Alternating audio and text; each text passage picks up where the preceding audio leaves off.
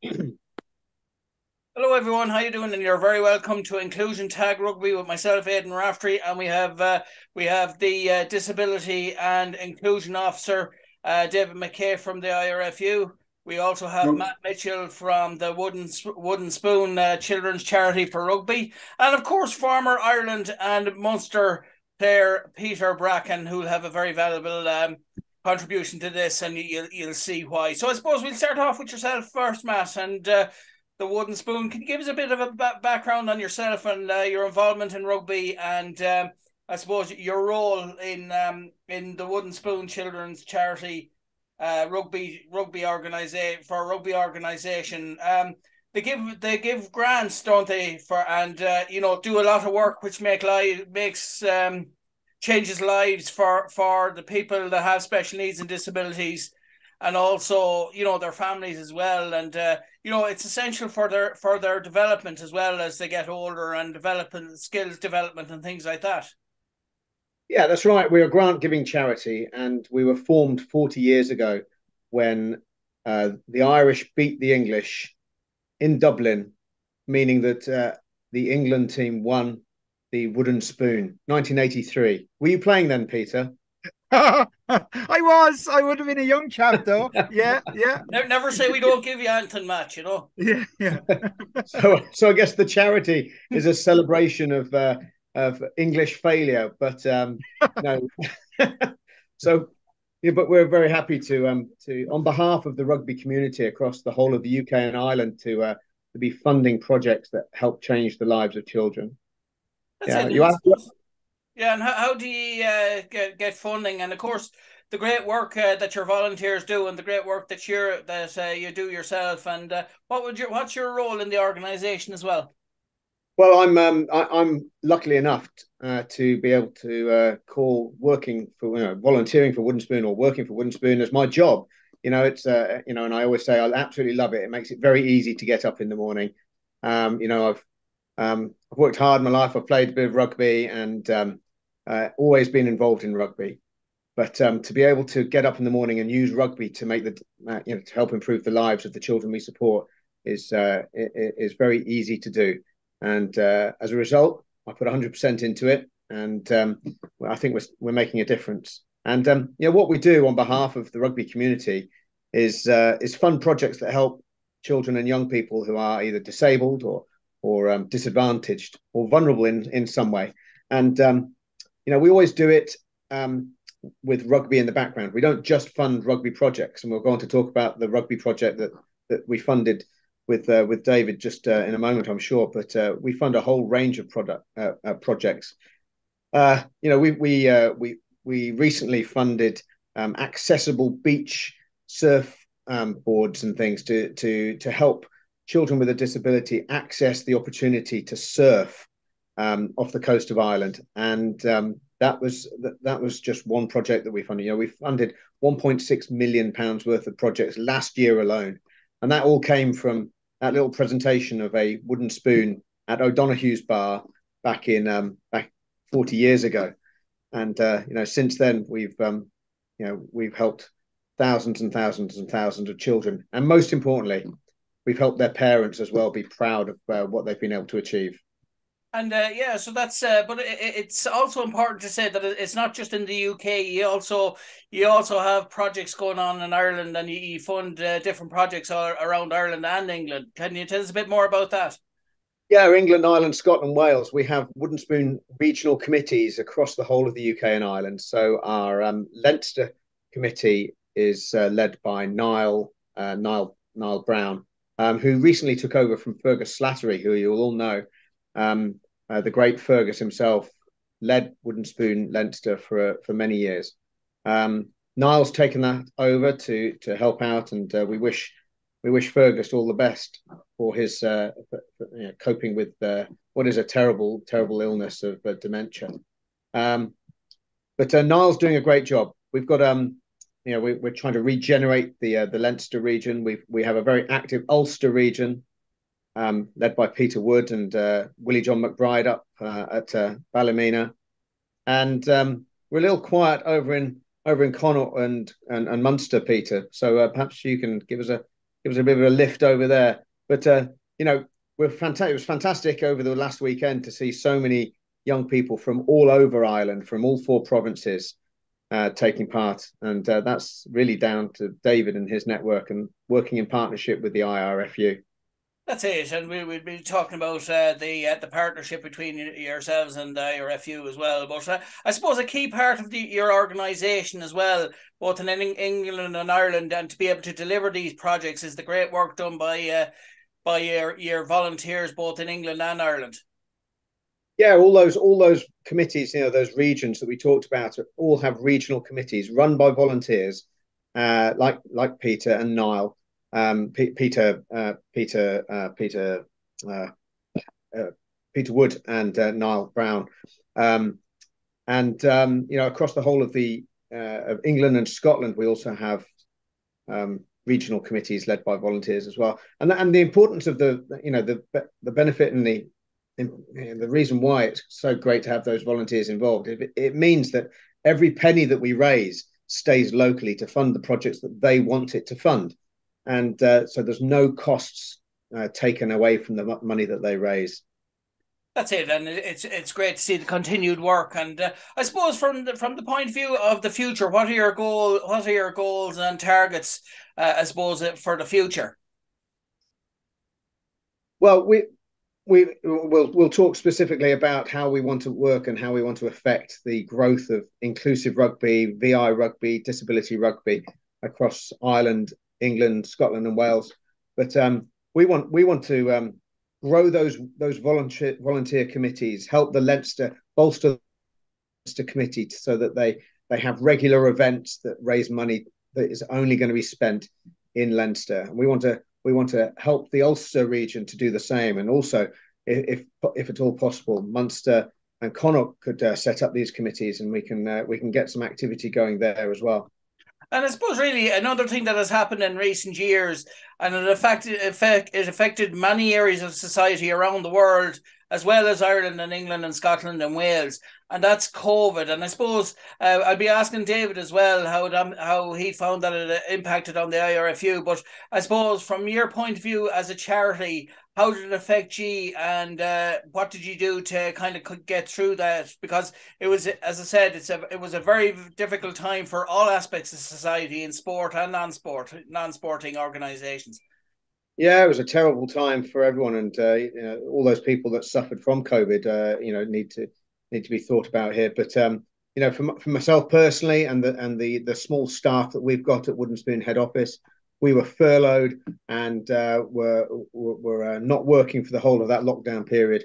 And gradually, as the restrictions were lifted, we were able to come back to work. And we've actually bounced back really well and launched a couple of projects that have been fundraising projects and delivered some projects that have been absolutely superb right off the bounce of COVID.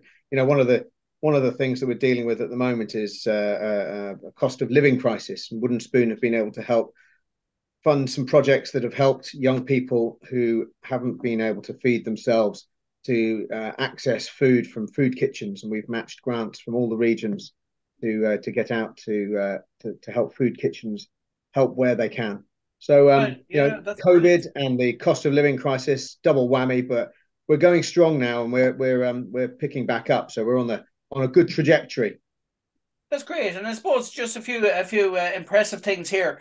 43 charitable projects which helped over 100,000 vulnerable children and young people. That's very impressive. And I suppose if people now on seeing this, if they want to make a donation or they want to get involved, how do they get involved in the Wooden Spoon Children's Charity for rugby? Well, it's very easy. Just have a browse of our website or go onto any of our social media sites. If you did a Google search or any other searches are available, you can look up woodenspoon.org.uk as the website, but we're typically Wooden Spoon Charity or Charity Spoon on our social media pages, and follow us there. Have a look. We're very lucky to have a good, really great support of what we call membership, which is a regular donor scheme to keep the charity income coming along so that we can fund more projects. And I suppose from the point of view of partnerships and how you got involved in rugby, was that from the start, or like were you a children's charity and then you partnered up with rugby to kind of get the message of inclusion out there, or how did the whole thing come about? Well, as I mentioned earlier, it started with England winning the wooden spoon Oh in the yes, Five Nations in 1983. So we've been connected with rugby right from the start. yeah. Very soon after that, we had a number of ambassadors take us on board, and we partnership. And our patrons are the four home unions, and we work very closely with the home unions to make sure that we're complementing each other's and helping to enhance the reputation of rugby in the community. And I think that the good work that rugby does, the good name that rugby has is in part due to the good work that rugby does in terms of the charity and, not just the camaraderie and the respect that it promotes, but also the good work it does in the community to support local communities. And moving on to David now, you're very welcome. Thanks very much for taking the time out to join us as well. It's very good of you. You've all been very busy men over the last couple of days. But I suppose from your own point of view, David, can you tell us a bit about your role as disabled and inclusion officer with the IRFU and your own background as well? Yeah, so the Disability Inclusion Officer is pretty much to say it's a new role. I got it just before COVID, and it's really about increasing opportunities, whether that be inclusive or diverse rugby, opportunities for people that are marginalised to access the game, whether that be disability tag, whether that be mixed ability or visually impaired rugby. And I suppose that comes in a different ways. From a national point of view, I cover all four provinces, so I'm the only one that does it for my sins. And I suppose the hard bit for that is we've got a great networks within our clubs, and it's trying to link everyone together so we're all working in the same sort of the pathway. And it's not for every club to have a disability section, but it's for every club to have to know where to signpost, how to support players that have disabilities, and where's the network that they can link into. Because I think for me personally, like I started at Ballymena Bears and being a coach when I was 17, 18, and they were at the tournament there on Sunday, and I know from the very first time we went to a wooden spoon about 10 years ago now, that it wasn't just for the players, it was for the parents to have networks with other parents in the area to find out what their sons or daughters were going through and how to get that support network. So I think from an IRFU point of view, we put the resource in place myself, and it's really just a look at, from a strategic point of view, how do we develop this game so that it's not just a club sets up and they disappear within 2 years, that it's the long-term plan of being part of that rugby family. And I think Sunday was probably the sort of the pinnacle of where we're at, but also where we need to get to as well, because there's probably teams that need a lot more support in that area, and it's trying to figure out where we put the resources from a national point of view. So look, it's something that we're not the best at it yet. We've got a long way to go, but we're down that right pathway and the journey of what the inclusive sport looks like, for me anyway. And I suppose the big thing about that is not only the support we give them, but also the training opportunities that we give coaches, whether that be disability awareness training, visually impaired training. When it comes to coach education, we're holding conferences every year for the last 3 years now, whether that be online or in person. And it's sort of to give that also that CPD for coaches and clubs to look at other avenues. That it doesn't just have to be disability tag. There's other forms of inclusive rugby that clubs can offer as well. So I think it's every day is different. That's for sure. Like if I take the weekend past, I was at the Emerald Warriors awards night on the Friday for the 20th anniversary. On the Saturday, I had the visually impaired rugby, the first of the game at UCD. And then afterwards was the Wooden Spoon Vets game. And Sunday we had 450 kids from 36 teams from across Ireland and the UK at the Wooden Spoon Tag Rugby Festival. So that's a weekend that for me, and I suppose I have them with this throughout the year. So it's great to see. Sometimes I'm very busy, and sometimes I'm like, flip, I can't get a minute. But I think that's why I love the sport, and that's why I love my job. I'm very lucky at it. That's it. And I suppose really with the IRFU as well, it was that there are great ways which they've been able to reach out to the community and people with special needs and disabilities as well. And that will be through their clubs. I mean, you know, on the pitch for the real young players, you have mini rugby and then the underage structure, and then obviously junior clubs and senior and things like that.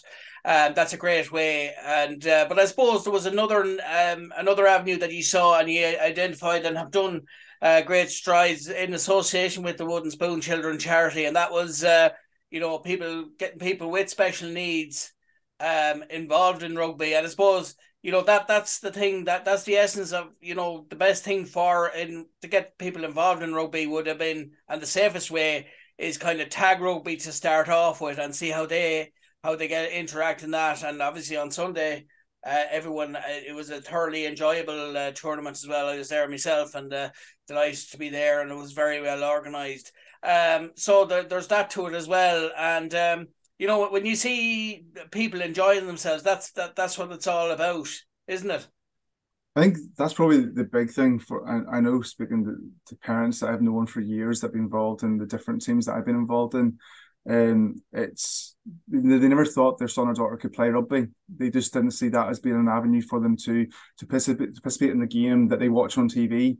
And I suppose rugby is something that is versatile. You could have your tag, your touch, but you might use the rugby ball as just the mechanism, but it's the games, it's that social interaction with other players and with other peers. I think the big thing is probably that belonging to your club, the belonging to your community, and I suppose the rugby family as a whole. No matter whether if you watch Ireland on the weekend or the World Cup and you're all wearing the green, you belong to the Irish rugby family. And I think that's probably a big thing that I sort of see from the parents that I've known, that I've grown up with, that it's going down and knowing that you're wearing the first 15 jersey, you're the same club member as someone else within that community, and you belong there. And that's something that we're probably not the best at promoting, but I know it happens because I sort of have the feedback from the parents and feedback from the clubs that this is something that they wish they'd done 10 years before. And for a lot of clubs now that are just starting this journey, it's sort of seeing the tournaments like we had on Sunday and using I can't wait till the next one. I think that's something in it. I think I remember the first time I went away to, I think it was Whitney. We went away to the Wooden Spoon tournament. It was the first time for some of our older players that they got a boat and they stayed away from their hometown. That's something that when you're working with, you probably take for granted when you're younger and going through rugby, that I've been in lots of tours. It's just something that just stuck with me. I always remember that. So speaking to players who've never been on a boat, never been on a coach outside of their hometown. And I think that's a big thing that rugby gives the opportunity to. That's it. And next up, we're talking to former Ireland and Munster player, and this is something that'll be probably close to your heart as well, Peter. Having heard the two lads talking there, now myself and Peter know each other through Niall Quinn. He introduced us about, you know, for an interview for my show, Friday Sport on Rosfm Community Radio, and I think it's fair to say we've been good friends ever since, and your journey around Ireland with electric cars and all that. But tell us about your own situation and why you know, something like this would mean a lot to you as due to your family situation, Peter. Absolutely, Aidan. And firstly, I've played a lot more games with Connacht than I did with Munster. So very good. I was lucky enough to play with both provinces, and they both have fantastic seasons this year. But yeah, I'm a rugby a fan and a parent, and a parent of a child with neurodiverse gifts, and you know, sport and activity is just so important for everyone. And as the lads alluded to, it's the whole social side of things, probably more so than even the physical activity of doing it, which both are great. And you know, rugby has been making massive strides in that, and well done to two lads, David and Matt, and all they're doing, because it does make a huge difference. You know, I've been organising a local charity here Mayo Autism Camp, and we just run just sports camps and activity camps for the kids in the summer and Easter holidays and stuff. And I just know from that how it's as much for the parents as well, and everything that the lads said there.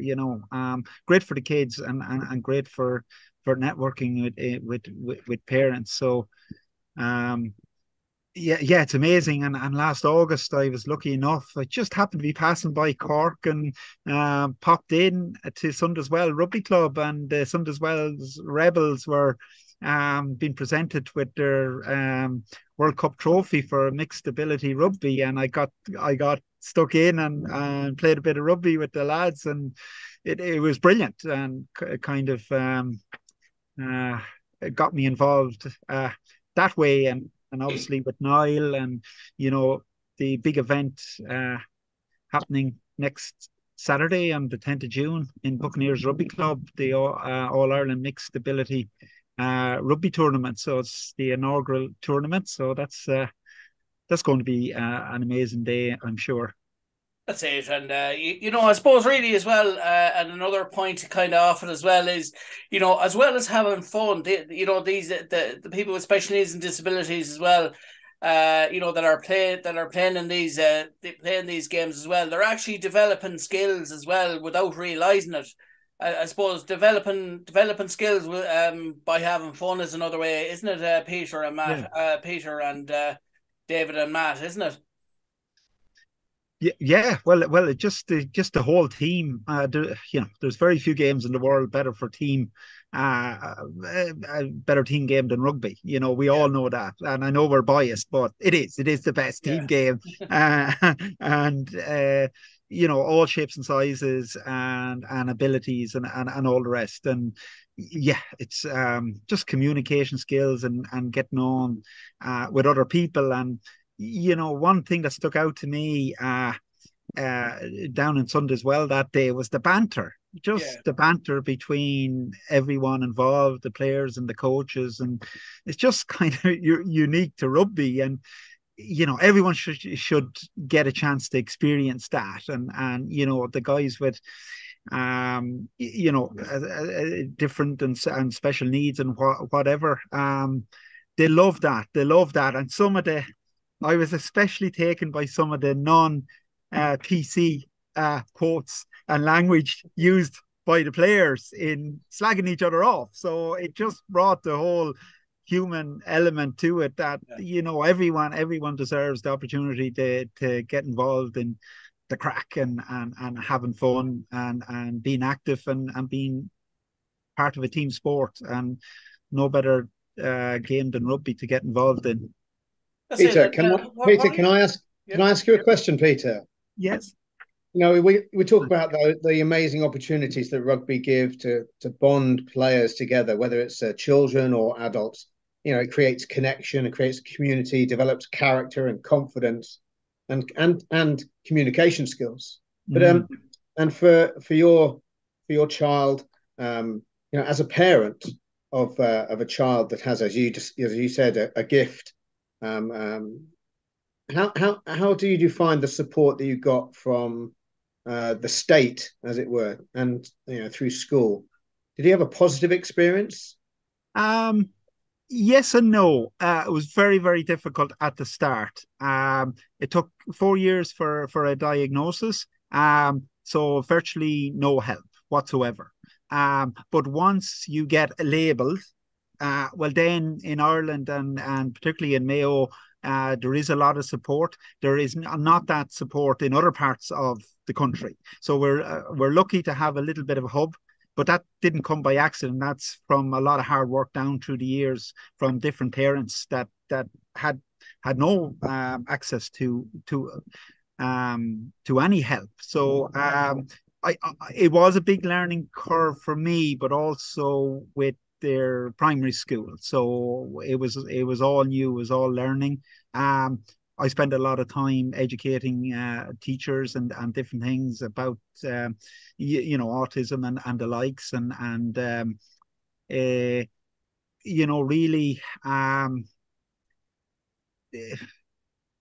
I suppose with teachers, they've such a busy job. There's so many kids, so many different abilities, and they can't be experts in everything and in every disability. But I found just giving the basics and being able to sit down with them was a huge help, and that came from support from the school itself. Other parents I've talked to haven't had it quite that lucky, but I suppose in the early days you have to fight for everything. I'm sure I've heard similar stories over in the UK, like, in Ireland, like it's a great country. There's a lot of good stuff here, but really services that are needed and that you're entitled to don't come automatically. You kind of have to fight for them through the the HSE and stuff like that. So once you get into the system, it's not too bad. But that's just the practical side of things, getting through life and school and whatever. There's it's only voluntary organizations then when it comes to kind of recreation and organizing events for the kids to socialize and meet up. So when you found that you had that opportunity for your child to play rugby, and you met with the other parents of young people who have grown up in a similar system, it's a really empowering, positive experience, and you can share your learnings and experiences and talk openly and about your experiences. And I think that's a really powerful thing. And you talked about that, some teachers don't really understand all the intricacies of every child, and it being possible to do that. Yet we're asking coaches to do the same as well and coach rugby. And David, I know, is passionate about making sure that coaches are equipped with all those skills to help coaches to ensure that every child can enjoy rugby as well. Right, David? Yeah, I think probably coming from my career started as being like a support worker and then working in employment services for likes of MenCap and different national organisations. And I think that's probably the big thing that I've seen is just that education piece, as Peter was sort of alluding to. It's probably the hardest bit, and I suppose from a rugby point of view, we focus on the rugby aspect, but we're so much more. And like as you say, Matt, we're trying always to improve and trying to give best practice, and knowing that it's not a one size fit all, and you have to find what works for a player and what works for parents. The likes of, we've got communication boards, we've got coach resources, we've got different webinars on different disabilities, and I think that's great, but it's not going to fit everyone. And a bit like myself, people think, oh, I'm the expert. It's like, I'm an expert at what I know. If I don't know something, I know I need to signpost and find out that information. I think from an IRFU point of view, the resources that if a club or any individual wants to get involved in rugby and find out how to sort of access the game, whether that be playing within the mainstream side of things or the inclusive side of the rugby game, then I'll be there to be sort of signposting, but also be with them from the start and to the very end and be involved in that journey as well. So I think that's probably the big thing from our point of view. And I suppose working with like the Wooden Spoon, I remember my first time I went to the Wooden Spoon tournament, and it's something that I want to make sure that every year our players have the same opportunity to go to that tournament, because I think it's so much more than just a rugby tournament. It's having the ice cream, meeting someone new, and seeing a peer in a different team, wearing a different colour kit, but you can see themselves in yourself, and I think that's probably a big thing. That's it. And what we're going to do is that's the end of part one, where we got to know each other, and I suppose got to know about David's role and Matt's role, and of course the contribution from Peter as well. So in part two, then we'll be discussing the weekend as well. So we'll talk to you in part two.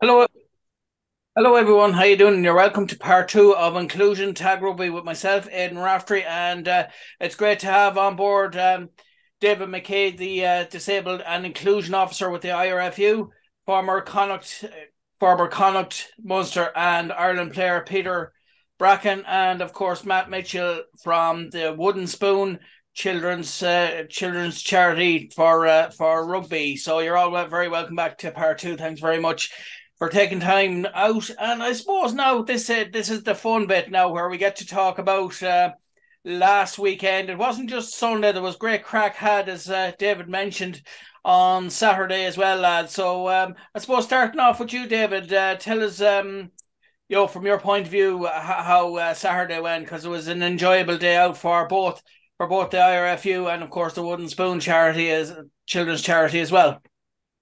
Yeah, I suppose I'll let Matt chat about the vet side of things. I'll chat about maybe the vision impaired rugby side.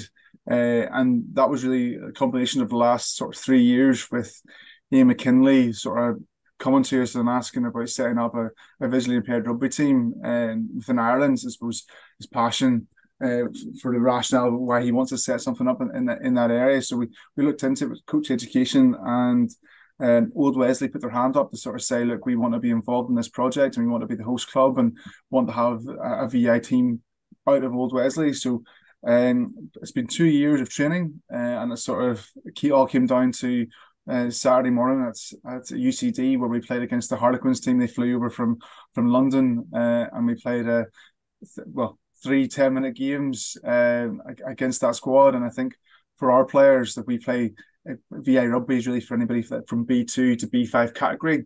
It's touch format of the game. It's fast paced, but it's also measured in the fact that the ball's got ball bearing, so it makes it sound when it travels. A lot more communication in the game, and I suppose for players that have maybe either acquired the sight loss or had no sight loss from a young age. So I think it's just been a really cool project that I've been involved in from the very beginning. And yeah, Saturday was a cool afternoon, and I think the feedback from the players is something that I think I sort of looked over about being involved in rugby. For one of our players, it was the first time they got kit. They've never had something with their name on it, or like with their initials, and I think that's something that you probably don't realise is so important, or belonging to that group of other teammates, and having that team talk, and like even they were sending their playlists in of what music they're going to listen to before the game. That's just something that rugby is so special and such unique. It's unique sport in that sense. So yeah, that was Saturday morning, and I think then I'll let Matt chat about the sort of vet side of things, because he was really organising that with Old Wesley as well. That's it. I suppose the key thing about rugby, and the beautiful thing about rugby, is obviously there's rugby league, there's rugby union, there's tag rugby and things like that. But within that as well, there's actually what also makes it inclusive is there's a position on the pitch in all those codes of rugby. There is a position on each of those to suit everyone, isn't there? I mean, like if you're a fast-paced player, obviously there's out the wing, and then there's props, scrums, obviously, Peter is your man there when it comes to scrums, and I think that's great that there's a position for everyone in all versions of rugby, isn't there? That's to match. I don't think I've ever played a game of rugby where there hasn't been mixed ability on the team, right, Peter? I mean, there's a position for all shapes and sizes, which. So rugby in itself is inclusive, but that reputation and the synergy for bonding people together, whether it's through having a bit of stash together, David kindly organised these T-shirts for us, and all the lovely T-shirts actually. Yeah, I was delighted to get this T-shirt myself on the day as well. So thanks very much for that. And or whether it's the motivating speech in the change room, it bonds people together to do something special.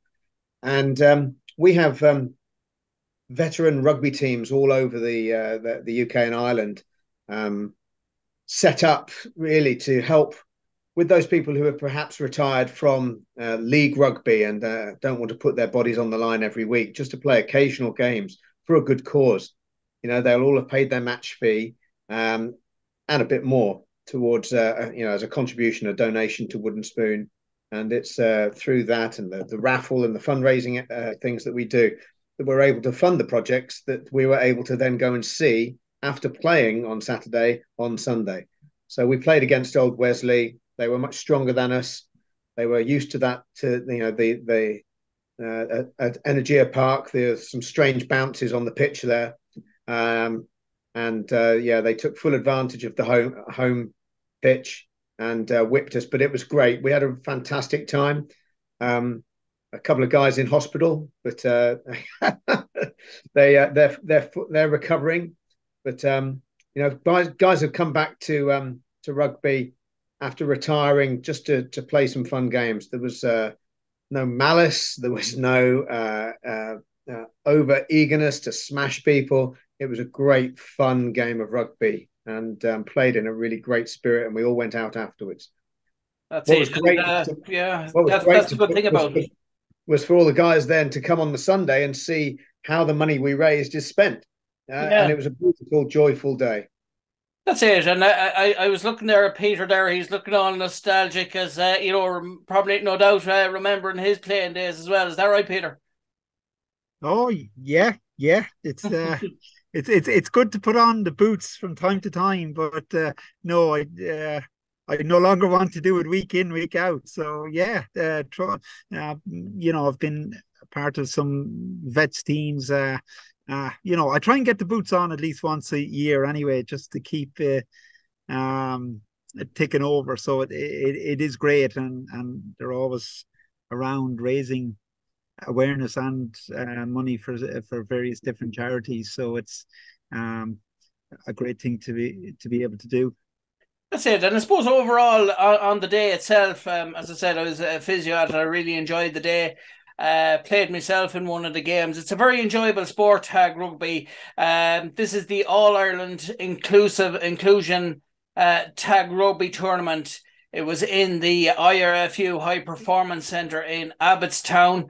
Like I was saying, David, very well organised tournament. A lot of people, a lot of teams from all over Ireland turned up. It was very, and of course, like we will be touching on the great work that was done by the great volunteers as well throughout the day.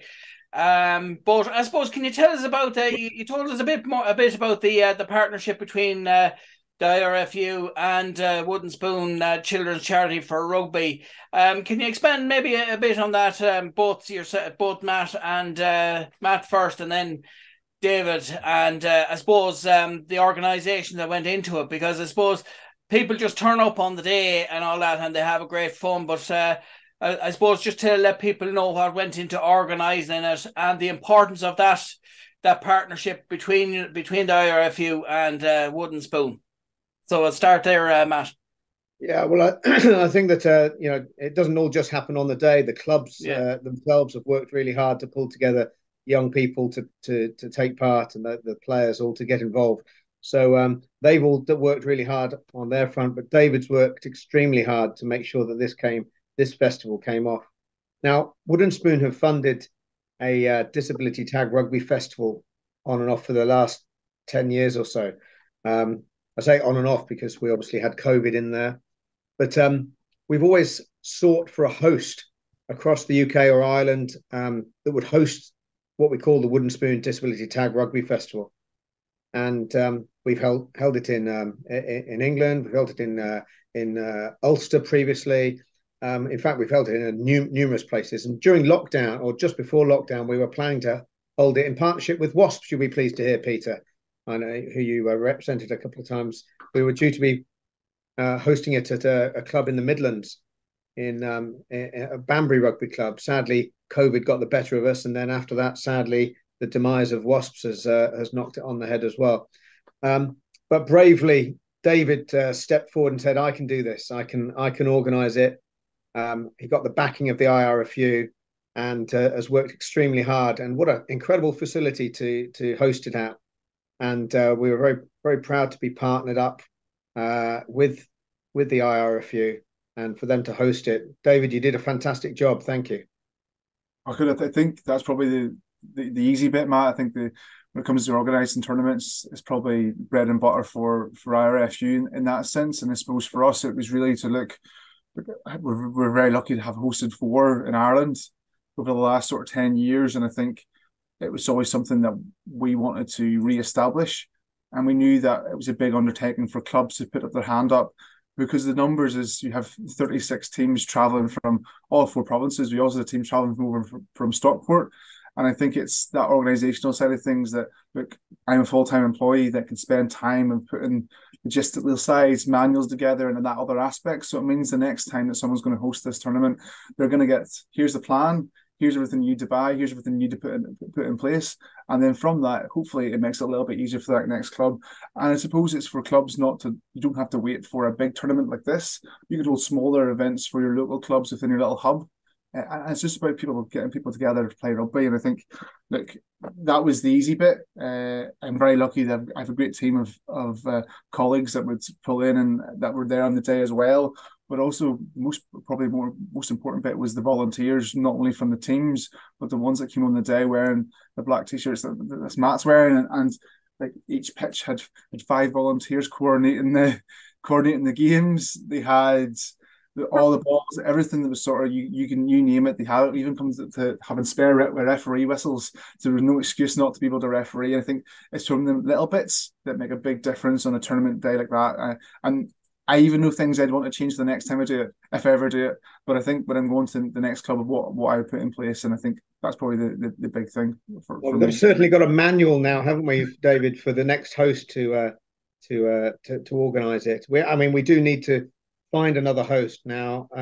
Where we've talked about having the festival travel around the UK and Ireland, and the opportunity to tour to get to other places in the UK and Ireland. And it's great for, Stockport managed to get over to Ireland to Dublin this time to play. They had a wonderful time, and I know that a number of teams previously have gone to Italy. We helped and got involved with a festival last year in Merano near Venice, and we had some representatives, a small delegation from Merano Rugby Club with us on Sunday, just to learn how to go about putting on such a big event. And we're committed to helping in two ways, helping this festival program. The first way is to making sure that everyone's connected, and across the 4 home unions, there's not necessarily a database of contacts of people who run disability tag rugby or inclusive rugby or mixed ability rugby or VI rugby. So we're starting to pull together a database so that everyone can stay better connected and find out about the opportunities to play, whether they're the big Wooden Spoon festival that is organised by the host club, or whether it's a small 3 or 4 team festival being hosted in the north of Scotland or down in the West Country in England, or wherever it might be. We want to let people know about it so that they can find out and get people there, and get their young people playing in these events where they create those connections and develop the character communication skills that we've talked about. So that's the first way we want to help. The second way we want to help is by funding the opportunity to host it and fund the opportunity for teams to get there. We want to look at how we can make it possible for young people to get to these festivals, even though it may be a short flight, it may be a ferry crossing, it might be a coach journey. But we want to make sure that young people get that opportunity, and it's not cheap to get around the country and stay in hotels to come to these events. So we want to remove that barrier and make sure that the opportunity for young people to tour is there. So that's what we're committed to do. And we're looking at how we can fund a big festival. We want to make sure people can get there, and we want to make sure people are connected and know about these opportunities to play. That's great. And just for yourself, Peter, having heard all that, in part 2 so far, what are your thoughts on it? From your point of view, with your son, or that, and for, I suppose, the opportunities that he has going forward. Yeah, it's brilliant. It's brilliant. That database sounds brilliant. To be able to to hook up with people that are working on this and, you know, organizing their own tournaments and different things. That's going to be fantastic. And yes, and the whole finance of it is hugely important as well, because people, you know, with disabilities, they come from all backgrounds, all economic backgrounds, all, you know, so again, finance could be a barrier, and if the wooden spoon are knocking down that barrier, it's huge. It's huge, you know. And it's so important, like, you know, rugby, you know, we tour as well, and you know, to be able to provide that opportunity, like, you know, and for parents and for players, like this has been just there's a lot of stuff I didn't know before I got onto this call, and the amount of work that has been doing. So hats off to the guys and board organizations. You're doing great work, you know. You know, it is definitely a cover. There's things going on in my head now as regards different tournaments or different people that I could ideas. Yeah, like, I mean, after the show as well, like maybe you could exchange numbers and keep in touch, and like he might have ideas for things that go on in the future. But I suppose, you know, it's great to see it, and I suppose from what I saw at the tournament as well, what was lovely for me, and what really made the tournament for me was when you look around at all the teams, obviously the team that I was involved with, and then all the teams we played against and things like that. You know, everyone really enjoyed it, both the players themselves and the parents. And I mean, you know, Matt and David, that's what the whole thing was about. And you know, they can, I suppose, both the Wooden Spoon charity for children in rugby, and the IRFU, you know, from your own role, Matt. You know, you can look through, you know, you can look back at this with pride, and then look forward to the future with positive strides as well. Just take that point up first, Matt. Yeah, just the some of the, let's just talk about some of the skills that some of the children practiced and I saw on Sunday. You know, Peter mentioned that his son has what you called a neurodiverse gift, and autism is that. It's a gift. It kind of works in incredible different ways and a spectrum of different ways. And we were able to see on Sunday children working with each other in ways that they would never work before.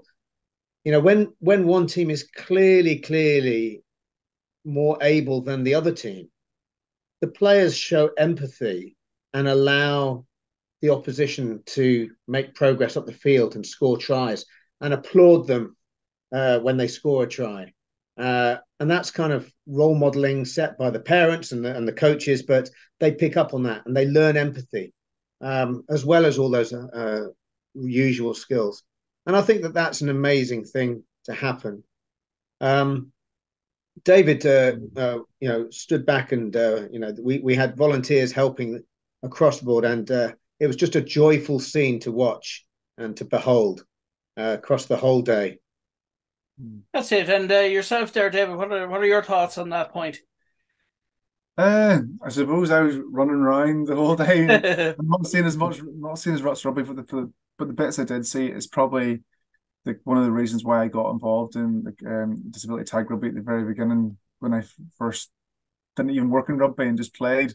It was that opportunity. It was I suppose, the opportunities that I got playing that I know not every individual get when they play rugby, and I think that's what the teams give. You got great volunteers, but the players, like, you shouldn't have your favourites, but I've got my favourites from the Ballymena Bears, and I would speak to them all the time, and you're just seeing how they progress through the years from when they first started to how they are now, and they've gone into young adults, getting their first time getting their job when they're in their 20s, to being able to use transport by themselves. These little milestones for players and for families is huge, and I suppose rugby is an integral part to them being able to accomplish some things as well. So, look, there were some great tries, and some tries, the rules or laws that we have in rugby. There's definitely on Sunday there was some that's, I would say, if you're the away in Barnes, you probably be blown up quite a lot, but that's not the idea of what Sunday was. It was just about playing and being involved in the sport, and as long as everyone walked away knowing they scored a try and had and they met someone new, I was happy. So I think I walked away and the opportunity to travel with your teammates and tour. You know, I've been on many rugby tours, and they're some of the most life-fulfilling and challenging moments of my life. And I want other young people who we wouldn't necessarily think could have that opportunity. We want people to have that opportunity. It's life-affirming, and friendships are built forever. Why shouldn't every child have that opportunity? And that's the key thing about it, isn't it? So I suppose just from my point of view as well, obviously, and it's another area that shows inclusion is I'm in addition to being a physio, I'm also actually a sports presenter on Rosfm. It's the local Rosfm community radio. It's the local radio station here in Roscommon, and it has that ethos about it, like, you know, for people with special needs and people with disabilities, that, you know, people can come in and they can learn skills on how to, you know, how a radio station operates, and they can contribute to it too. There's some people that maybe help out to present shows as well. So it's very much, that ethos is very much in keeping with this. And it was a pleasure. It was a pleasure, I suppose, for me on Thursday, you know, on Sunday to play my part, doing that. But also having played the game and found out how really enjoyable it was, and you know, some of the players as well. It was lovely to go up to them, shake their hand, give them a hug, whatever. And you know, you nice play. I suppose that's the same with that's the great thing about rugby. Or you nice play people, like we've said earlier on. And so I'm looking forward to you know, putting this out as well. But I suppose just a man that's yourself, that myself and Peter know very well, a man called Niall Quinn. He's been involved with Craig's Rugby and Buccaneers Rugby Club for many years. And you and I both know, Peter, the great strides that he has put into rugby, I suppose, at club level, at school level, youth and adults level. He's really done a lot for rugby locally, I suppose, in Connacht, and now that he's with Buccaneers, you know, things like, you know, he's strong and positive involvement with the Fitzmaurice Cup between Sligo Grammar and Craig's Rugby Club as well. And also, I suppose, Roscommon CBS as well is great to see Roscommon CBS having a rugby team as well. You know, as I said, he's put a lot of work in it. What's your experience of working with him? Like, you know, we both know him as a person, and I suppose his coaching skills. He's an excellent coach, and he's a great way of getting the best out of people. Isn't that right, Peter?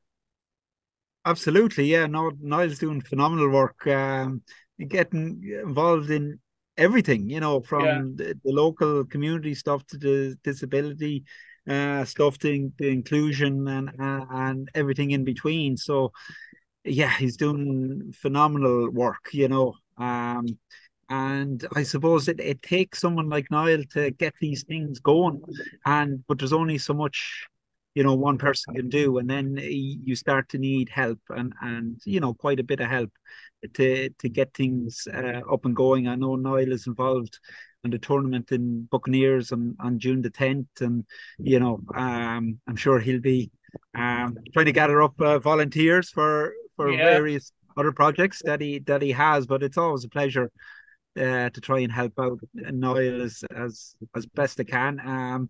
You know, whenever I can, and looking forward. He'll certainly have plenty of jobs for me anyway. That's it. And I suppose another man there that's involved with Craig's as well is Ger Dowd. You know him as well. He played a huge part, and this feeds into the whole inclusion thing as well. The Sunshine Room in Craig's National School for people with intellectual disabilities. So it's great. Like that's where the Wooden Spoon Foundation, the Wooden Spoon Charity for Rugby comes in as well. To see the great work that's been done kind of in schools as well for people with intellectual disabilities as well. And I think you probably you know Niall as well, don't you, David? Yeah, I think like an integral part to what's going to be happening on the 10th of June. Like we have our first mixed ability tournament since the World Cup in Cork last year. So it'll be nice to sort of bring all the Irish teams back together and sort of re-establish that bond that we had from the World Cup in Cork. How big that was to then look at focusing in and okay, what do we need to do from an Irish point of view of getting more teams, and I suppose Buccaneers are dipping their toes in the water, hosting the tournament, and then hopefully, possibly might set something up afterwards. And I suppose there's an opportunity for the local community to come down and see what mixed ability rugby is, and because it is a different sport to what the disability tag what we had on Sunday, and I think it's a different type of inclusion as well. And I suppose Peter, you could probably have testament to that from earlier what Sunday's Wells are like. Having been down to their training sessions and been down for a few nights out with them, it's definitely a different cup of tea when it comes to the social side, which is, I suppose, what rugby is about as well. But no, I think Niall, like every club has volunteers that you sort of know that you pick the phone up and they're able to ring somebody else if they don't know the answer and just hands on deck. They actually just when you must be like Beetlejuice. He actually sent me a text there says ready for my phone call because I have another meeting with him later on today. So like, yeah, I think next Saturday will be a great day for Buccaneers and for Connacht Rugby, and I think it'll be hopefully the springboard to establishing more inclusion sections within the province, and that's my hope. And I know that's, I suppose, everyone's hope within that I've got a skin in the game and they want to get involved in on that aspect of what inclusion rugby is. That's it, and I think that's and Peter, having known him, and you, David, as well, and you met him on Sunday as well, Matt.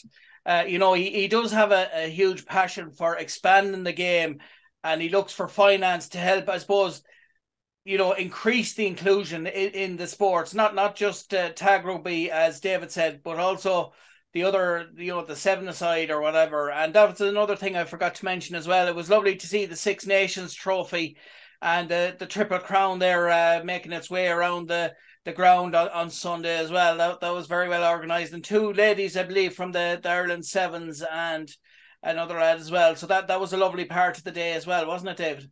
And yeah, I think having the players, we had three guys from the Irish Sevens, and then we had two from the National Sevens, and then we had a women's 15s player as well. So I think the players give that sort of stamp that from a province point of view, like having the trophies there, it's a nice thing. It's great to have, but I think it's a lot for players to sort of touch that trophy. Probably shouldn't have been touching it, so I'll probably get in trouble for that next week. But I think it's seeing the trophies and they're still part of whatever happens on the TV.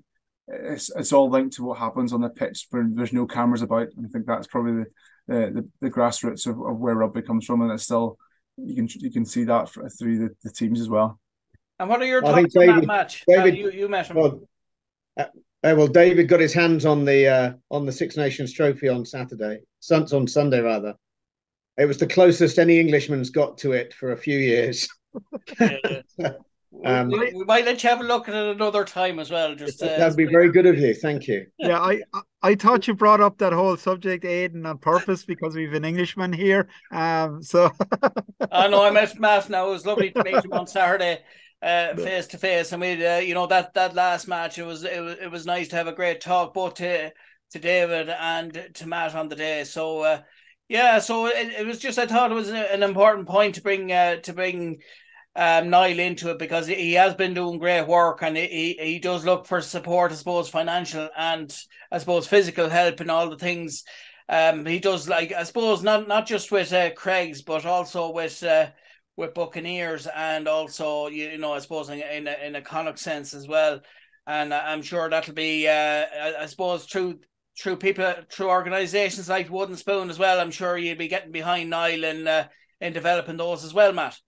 Yeah, well, I guess for rugby clubs, sometimes they're not necessarily a charity, so businesses can't, they can sponsor, but to make it a charitable donation, they can do it through Wooden Spoon. to make sure that that funding gets to these clubs that are running disability rugby, VI rugby, inclusive rugby, mixed ability rugby, and we can be the conduit for that. We need, obviously, if we're going to fund these projects and these amazing events, we do need we need people to attend the events that we run. We need people to do challenges, run marathons for us, and climb mountains and things like that. I've got a couple of I've got a couple of world records in my back view here. From doing a few challenges myself. So get off the couch, run 5K, or play rugby on Everest. We're up for that, and if you can do that in the name of Wooden Spoon and help us to fund projects like what happened on Sunday, like the Buccaneers Festival, like the VI matches and the VI training, and development of coaches to better understand the needs of young people, then I think that's a good thing, and we're certainly up for that. And it's great to have Peter here, as someone with someone with special needs, and with a condition like what his son has, because it actually shows Peter now, and he was saying it earlier on, it shows that the future is bright, and there is great opportunities out there, and I suppose in the future as well, things will be developing further, and there'll be more events in the future, and who knows, Peter might get involved, or his son might be interested in getting involved, or even just looking at things firsthand to see a festival, to visit a festival and see everything that goes on, like what I saw on Sunday as well. Yeah, well, I'll be down in Buccaneers Saturday week, so I'm sure I'll pick up a job. Oh, no better. Yeah, no better. Yeah. I'm sure. Niall will fix you up with a job there, and we'll have a bottle of orange or a pint or something on the day as well, and that promises to be another great event. And so listen, folks, thanks very much for taking the time out to do Inclusion Tag Rugby with us this week, and hopefully we'll talk again in the future, and we'll meet face to face again, and we'll be looking forward to more events in the future. So thanks very much for everything. Thank you. Thanks, Aidan. Thank you. Lovely to meet you guys. Peter, take care. Bye-bye. Thanks very much. And so involved there was David McKay from the Disability and Inclusion Officer with the IRFU, Peter Bracken, the former Connacht, Munster and Ireland player, and of course Matt Mitchell from the Wooden Spoon charity, children's charity for rugby.